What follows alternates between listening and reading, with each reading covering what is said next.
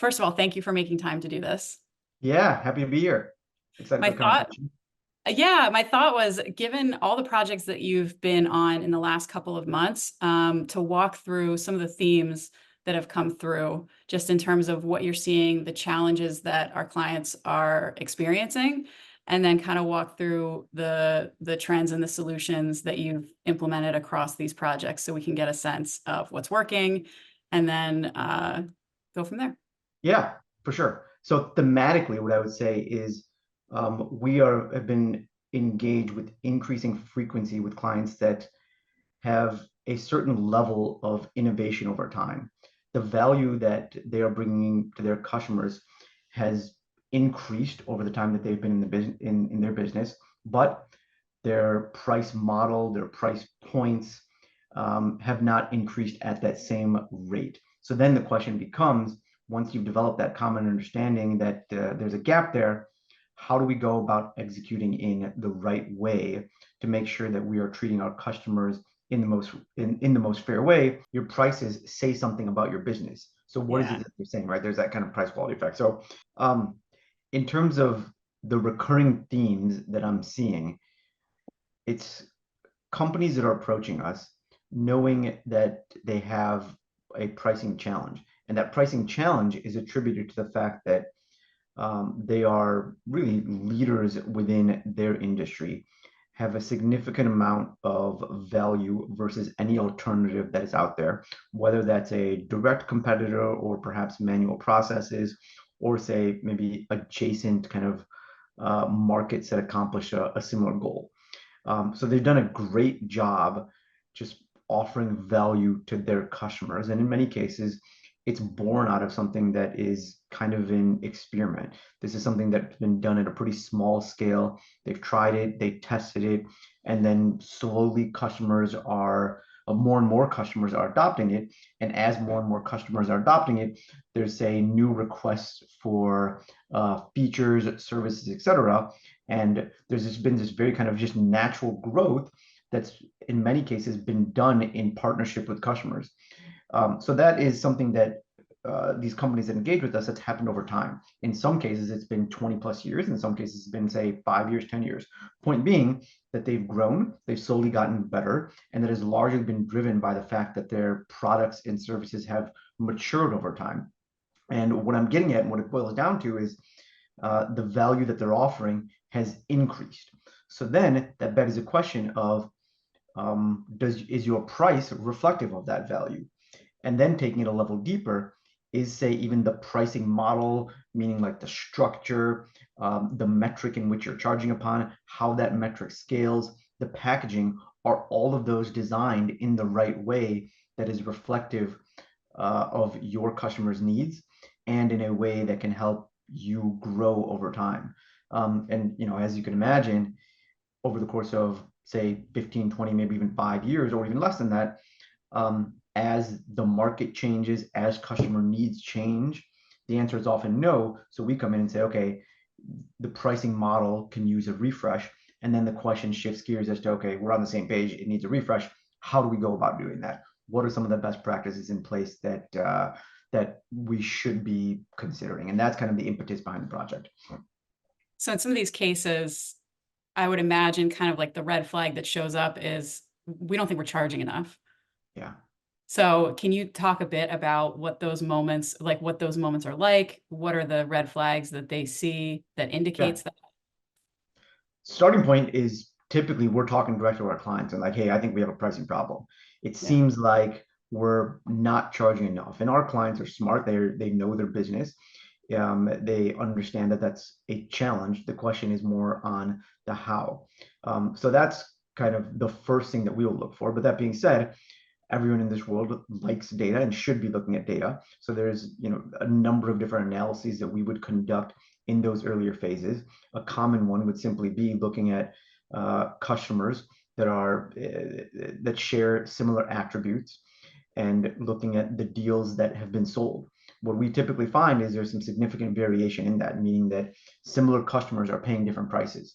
And that's not necessarily indicative of a solution per se, but it gives you the ability to go in and ask some really pointed questions to better understand why that might be the case. Typically, what happens is there's a story behind every single customer, meaning that this was sold 6 years ago. In exchange for this deal, we were able to iterate on our product and deliver value to the rest of our customers. So this one's a bit of an outlier, but there's a lot of those stories, and the frequency at which those stories occur can be a driver for change, because it doesn't change the fact that there's presumably some misalignment from a price to value perspective. So those are the types of things that we would look at, and then you can go down the path of getting more and more granular. We'll also do things like understanding, say, customer churn, get a better sense of where growth is coming from. But I think the kind of most relevant one is going down the path of simply comparing customers that are similar across deal size, across perhaps vertical market, perhaps geography, and asking those pointed questions in terms of why our price is different for those customers. And just by way of asking those questions, you can get a real sense of the extent of the opportunity. I guess in some cases, there's probably so many exceptions that it's no longer, you're like a tipping point where it's no longer the exception, but everybody's got different reasons and stories for how it got that way, right? Exactly. It's no longer an exception at that point. That's just kind of the norm. Yeah. Can you walk through an example of something you found kind of in this discovery phase of just looking at the different prices, the different reasoning, and what it opened up? Yeah. So my favorite part of these, I mean, we do the analysis up front, and there's that disparity that we see. The next piece of what we do is we'll develop an understanding of business. Again, that gives us the right to start asking some of these questions. So then we'll often talk to customers. And a common theme, again, with a number of different recent projects that I'm on, is there's certain areas where our clients just have this really, really significant level of differentiation, whether it's a software product that has automated something that is historically manual. It gives them the option to, say, move away from, I don't know, Microsoft Office Suite, or whether it's some type of a service that helps certain markets get paid in a more effective, efficient way. There's something that stands out. But at the same time, you talk to customers, and then there's other things. They're like, the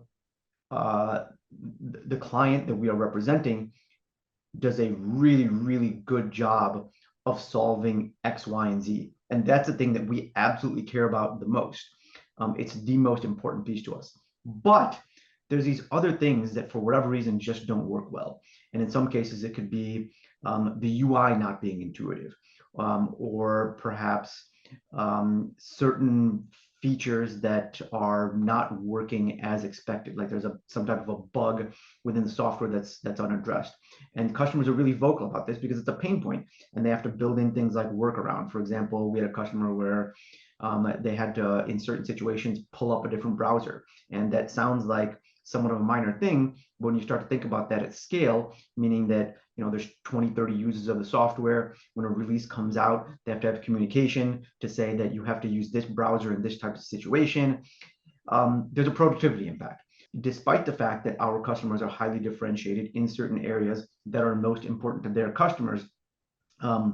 They do hear very vocally the fact that there's certain things that aren't being done. So then we start to get a better sense, try to develop an understanding of why hasn't that been fixed, or kind of what are the challenges to put in place. And in many cases, it's a matter of priority.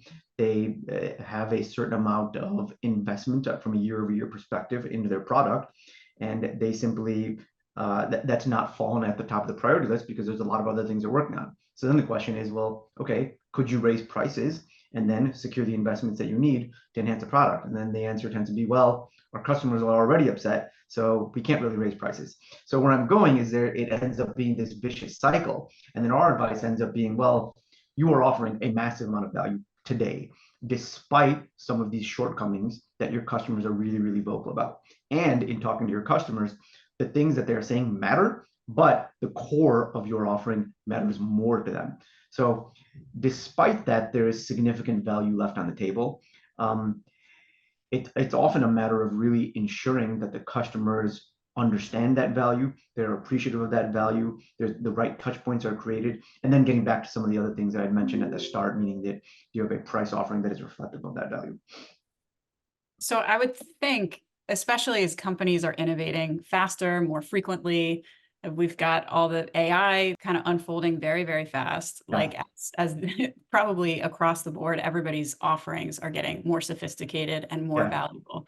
So how do you address that kind of innovation over time and make sure the price model supports that? for sure. So the first piece is I'd say innovation takes a lot of different flavors. Really, every company that we are engaging with has some level of innovation. And when I think about the types of innovation that occur, it falls into two buckets. And this is kind of getting into some academic theory. But there's sustained innovation where you have the core of your product and over time you are making improvements to it. That's a natural progression that the vast majority of organizations have. Then there's also disruptive innovation, and that could be from within a company, but that could also be, there's another competitor coming into play that is turning the industry upside down. They figured something out, maybe a lower cost way or an alternative way to deliver a very, very similar outcome. Um, so getting back to your question around what are some of the initiatives in place around innovation? How does that change with, say, some of these new mechanisms that could enable companies to innovate a little bit faster?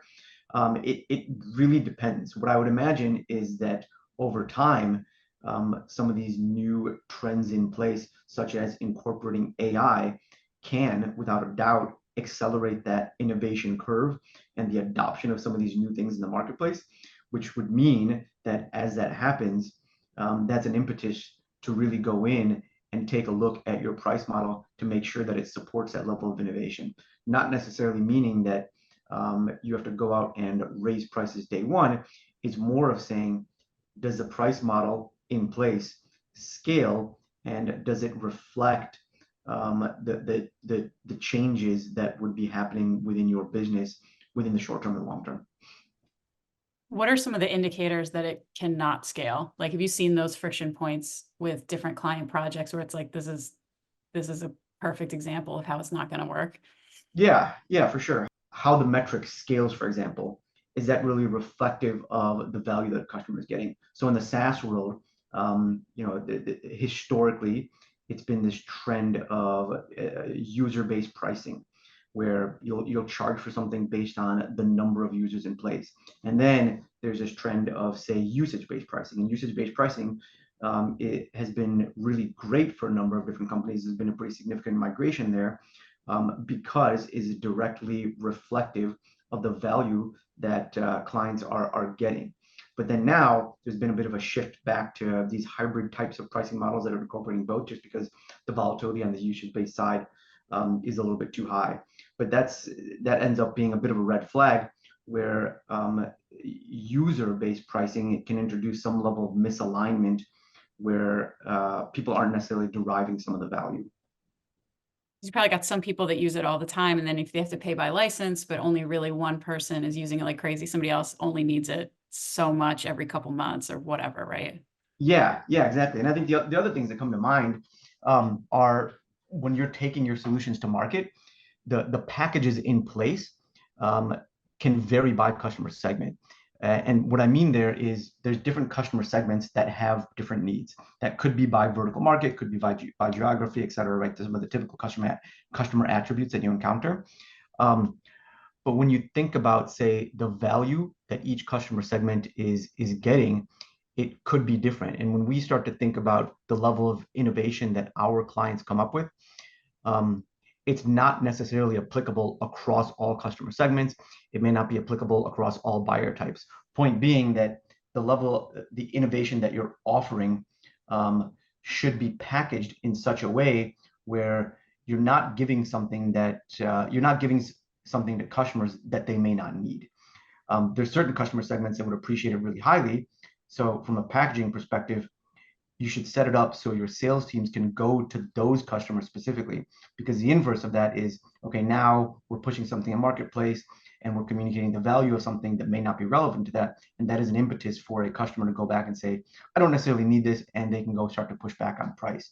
So starting to segment your offerings in the right way certainly comes into play, and those are some of the things that we find out as a result of doing some of those analysis and having those customer conversations that I had mentioned. The reasoning behind the request for discounts is like people start to pick out like, oh, we're not really using that, or we don't need that, or whatever. And then you've got product teams that spend all this time and resource innovating that when it wasn't something, at least from a segment perspective, that people wanted or needed, right? Exactly. Yeah. How are you setting things up from the product team and the pricing team? I guess there's a bunch of different teams involved, but to make sure pricing is fair all the way around. Yeah. That bridge between those teams, between cross-functional teams, has to without a doubt be there. Because on the pricing side, you're obviously taking into account the breadth of product features that are available, trying to determining what value that is offering your customers. And over time, again, product teams are going to innovate, but that commercial roadmap from a pricing perspective has to be taken into account, to really make sure that you are prioritizing things from a product development perspective that are going to impact your customers the most. So it is very much kind of a balancing act. And the best organizations have this really nice symbiotic relationship where product teams will hear things perhaps from customers, pricing teams will hear things from a lot of different places. In many cases, it's sales. So there's that kind of feedback loop that has to happen. But specifically within product teams and pricing teams, what we encourage our clients to do is put their heads together on what the product roadmap looks like, meaning what is feasible from an implementation standpoint, and then from a commercial strategy and monetization perspective, starting to prioritize those things that are going to offer your customers the most value. There's obviously things that you would prioritize just from a table stakes perspective, meaning that these are things that are just kind of essential to the core of the product. In the SaaS world, what we're hearing more and more frequently is their product development is dedicated to addressing some of the tech debt that's out there, meaning that there's certain things their technology is not doing, and that should be taken into account as well from a pricing perspective, just because that could be impacting some of the negative perceptions that I referenced earlier in the conversation. Like worst case scenario is you've got something that gets updated or upgraded, you've got some kind of innovation or new feature or something, and then you have to implement a price increase, and it has to happen fast because renewal is coming up, or it's just like the way that the timing lands. We didn't think about it. So how do you navigate that kind of thing? Yeah. So the worst time to talk about a price increase is upon contract renewal, because or a change in value is upon contract renewal. A common kind of mishandling is when customers are going to their clients and saying, okay, contract renewal time is here. We've done X, Y, and Z to our product, and offered you more value. This contract is going to renew in a month. And as a result of that, these are some of the pricing changes that we made. And the reason is that when it's that close to the renewal, the only thing that's going to come to anybody's mind is the price that they're paying. Nobody wants to hear about value at that point. So the encouragement from us to our clients is to consistently always be talking about value to your customers. Depending on the industry, that can vary. QBRs are a very kind of common thing that we encourage, is an opportunity to really, from your customer's perspective, hear about some of their needs, and then use that as an opportunity to articulate some of the things that you as an organization are doing. In the SaaS world, having things like release notes with, say, enterprise software, it's obviously going to be some level of technicality within those release notes, but they should also be communicating some of the changes and, again, some of the value that is occurring. I mean, a lot of times you'll see some of these things on your phone and some of the more innovative release notes that are out there. The intention behind that is that's a touch point with any customer. That's an opportunity to communicate the value that you are offering. So as often as you can and as consistently as you can, bring in those value types of statements so your customers have a solid understanding of the changes that are being made and how it impacts their business. And then when it comes time for contract renewal, they're going to be ready and really start to appreciate the incremental value that you're getting, and it makes those conversations a little bit easier. Not saying that it's always smooth sailing. Any type of a price change has to be handled with care, but those value conversations should happen in advance. Yeah, makes it easier for sure. What are the other things that you've seen that help sales teams kind of implement not just the price change, but the incremental value over time, just as companies evolve, as they innovate? What are the things that have been most successful kind of in that pricing and sales intersection? Yeah, yeah. I think it's really to me, a lot of it boils down to that consistency. Uh, Thinking back to again some of the recent projects that we have been on, there's been such a big delta between the value that some of our clients are offering versus the current price point that is in place. So a big part of it is putting the operational processes so that there's this consistent communication of value and really getting your customers in a position where you're training them for these price changes over time that are associated with value. So over time, you are consistently increasing the value that you're giving your customers. You're having those in-depth conversations with them, and you're changing the prices so that you can share in the value that you're getting. And when you start to think about kind of peeling the onion back on that, those are all of those things that we've talked about so far, meaning thinking about what the various packaging options are, how that might vary by customer segment, and then having the right messaging that goes in place for those customers. Yeah, perfect. Okay. Well, maybe we pause there for now. Appreciate walking through everything, and we'll pick back up next time. Awesome. Thank Sounds you. good. Thanks.